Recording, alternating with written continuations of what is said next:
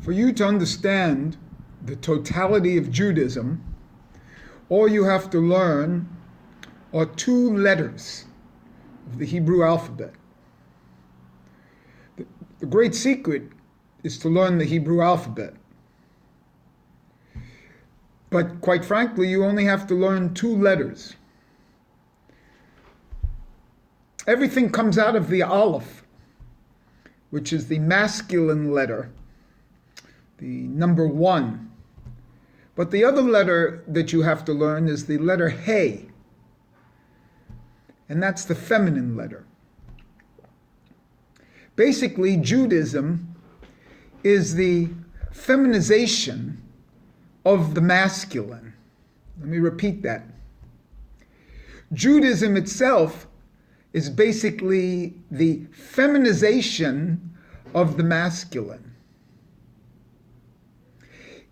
The feminization is a socialization.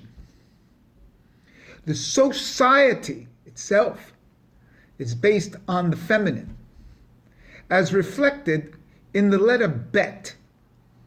Bet means house. And in Judaism, the woman is in charge of the house. Down here on the physical earth, which is the letter He,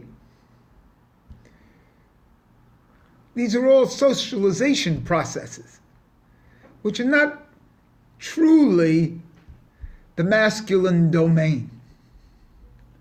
We see this now in the Me Too movement, because the masculine is slightly different than the feminine, and slightly different than the social necessities that go on. The whole concept of Judaism comes out from the bris itself, which is obviously a feminization of the masculine. It's a cutting off of the masculine identity.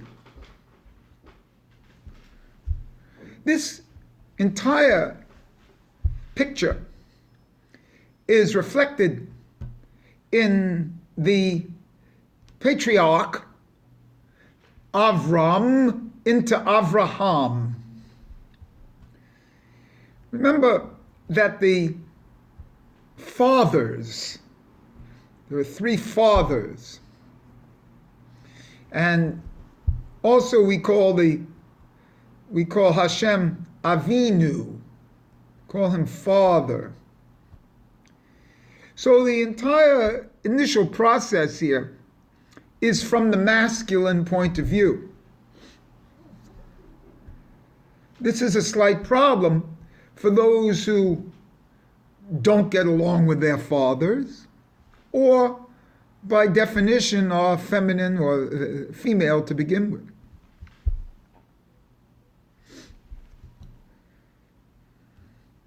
Even in the original Adam, the woman was included within him. So it was a masculine originality. This is a problem, especially as we approach the Messianic era, because the Messianic era will be a revelation of the feminine.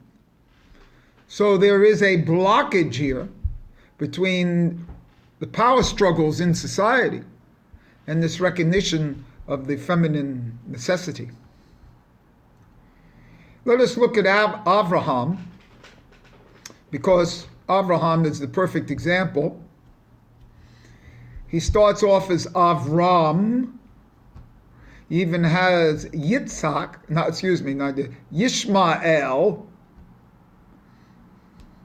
as his first son, still related to Avram. And then he gets circumcised. The bris.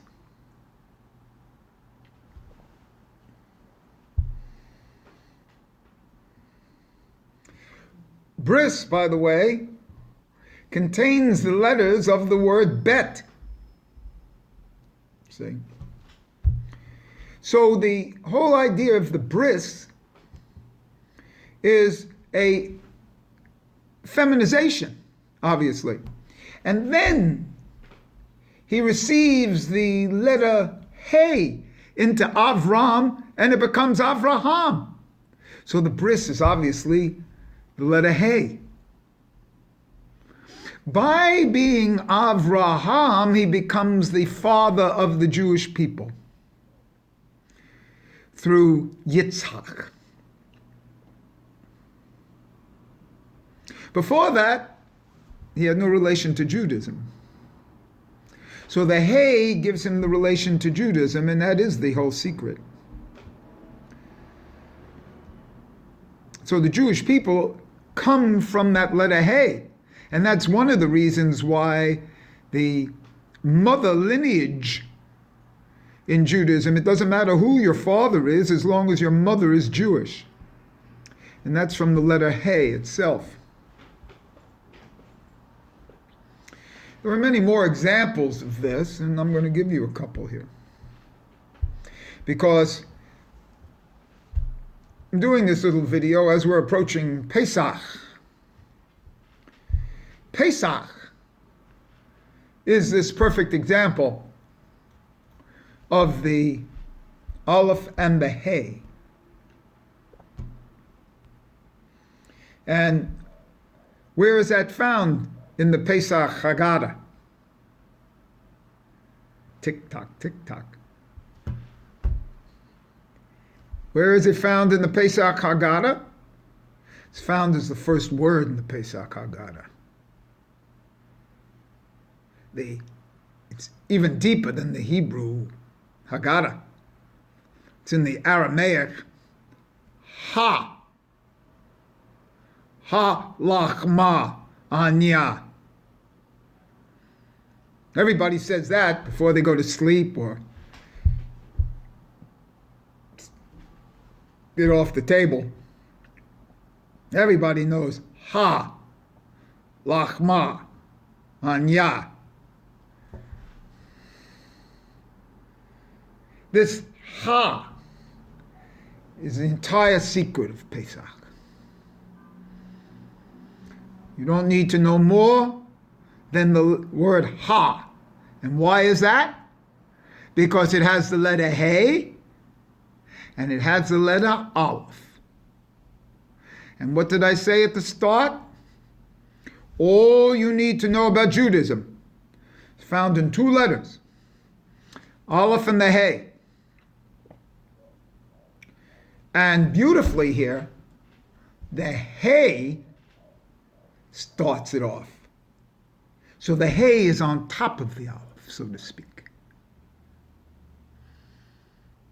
Now the Arizal, Isaac Luria, whose Kabbalah we actually all follow here, changed the vowel from a comet here of this word to a zere, two dots, and calls it not Ha, but Hey.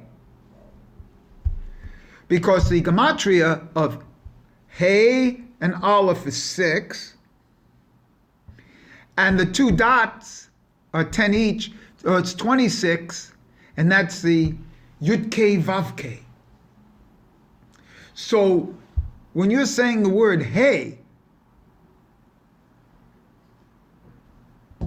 you're saying Yud-K Vav-K, or that first word Ha, but he pronounced it Hey lachma anya. This poor man's bread this first word is, I don't know it, Yud-K Vav-K.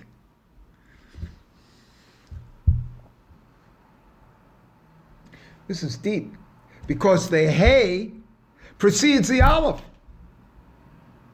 The Aleph is the din, the malui of the spelling of the letter Hey. What we have here in this first word is the spelling of the letter Hey. Hey, Aleph. And the Din is 1. And the Kedusha is 5. And this is the great secret. So don't tell me about the 5 hours you spent in the Haggadah and the 4 cups of wine, maybe the 5th, which was the letter Hey itself, or the 4 sons, or maybe the 5th son, or everything about it, or how the plate is laid out. Is it laid out with 6 things, 5 things? Bring back everything to this first word of the Haggadah, before the Haggadah. Ha. Or let's do Hey.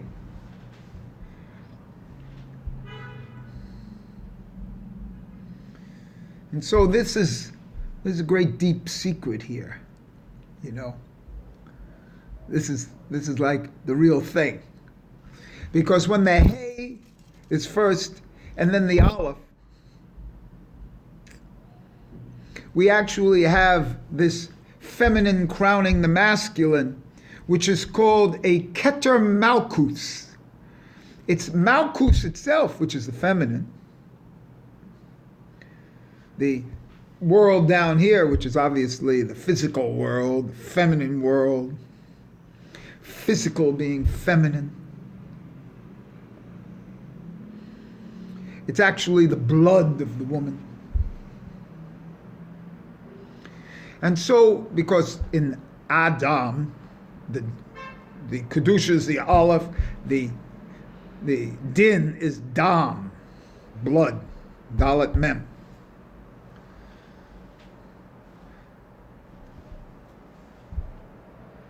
But the Keter Malkus of this first word of the Haggadah, the Ha or the Hey, is a reflection of the Keter Malkus of Purim and Esther. And if you remember in the Megillah, Esther, word Keter Malkus. And that's the whole deal here. How Esther rises above, becomes the Keter. It's the crowning of the masculine, of the Aleph, with the feminine Hey. And this becomes a circle where the lowest Malkus becomes the Keter, not only for the next worlds below, but it rises like a cake and becomes the crown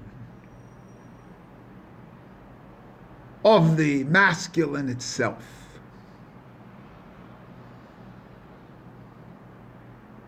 And in that sense,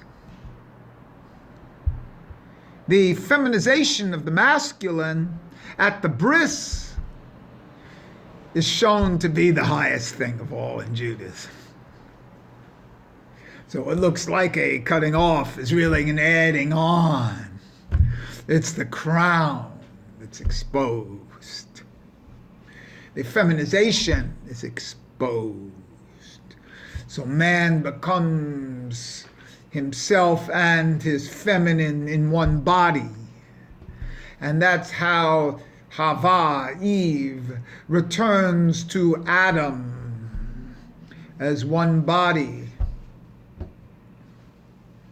And this is evident in the Pesach, first word, Hey Aleph, Ha, or Hey.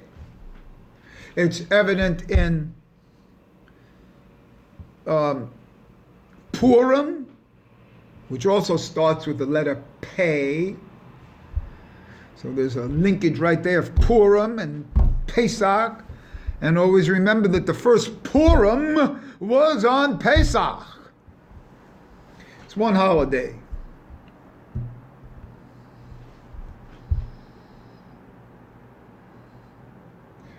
So a return to the letters, and the aleph is the masculine, and the hey is the feminine, and they go together like tick-tock, yin-yang. So they go together. The socialization of the masculine is the entire process of Judaism, because the masculine wants to be spiritual, and the feminine wants to be physical.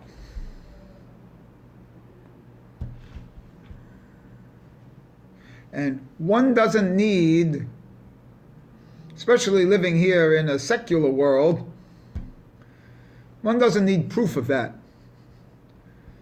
Beauty parlors, restaurants, movies, dinners,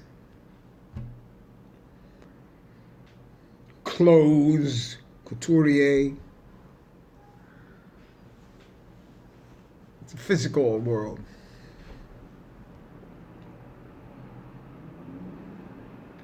And so as we see, I of course have a symbol that's predicated on this, that I will send you, but only on request. And this socialization of the masculine, this Keter Malkuths, this gematria of Keter Malkuths of 1116 just so happens to be the gematria of my brother's name, Shimon, who I'm dedicating this profound shir to.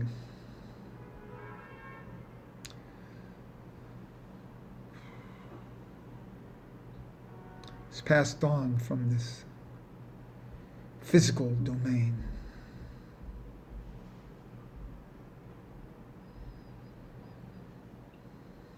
Shimon with a final nun is 1116.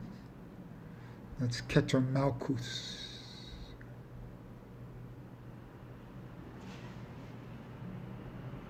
There's a lot to these numbers there.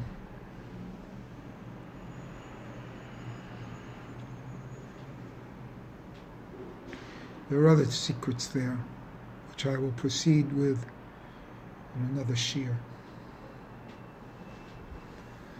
But for the time being,